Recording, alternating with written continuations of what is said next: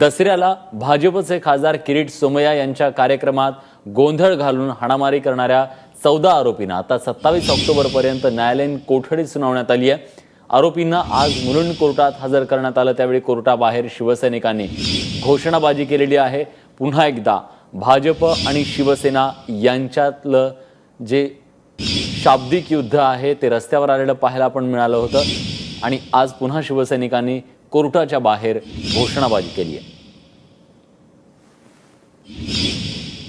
दसऱ्याच्या दिवशी भ्रष्टाचाराच्या रावणाचं दहन करण्याचा जो कार्यक्रम आयोजित केला होता भाजपच्या वतीने किरीट सोमय्या यांनी त्याला विरोध करत मारहाण केली होती शिवसेनेच्या कार्यकर्त्यांनी। ऋत्विक भालेकर आपले प्रतिनिधी आपल्यासोबत आहेत। ऋत्विक, काय अधिक माहिती आहे?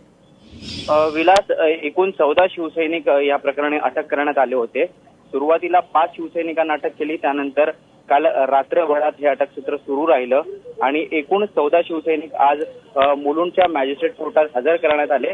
त्यांना 14 दिवसांची न्यायालयीन कोठडी सुनावण्यात आलेली आहे। 27 ऑक्टोबर पर्यंत ही न्यायालयीन कोठडी असणार आहे। मात्र शिवसेनेकडून उद्या या संदर्भात पुन्हा जामीन अर्ज दिला जाऊ शकतो आणि जामिनासाठी पुन्हा एकदा मागणी होऊ शकते कोर्टाकडे।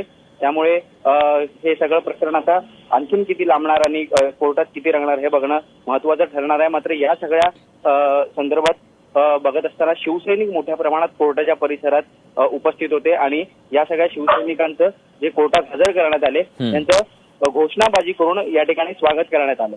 विलास, धन्यवाद ऋत्विक, तुम्ही दिलेल्या सगळ्या सविस्तर माहितीबद्दल।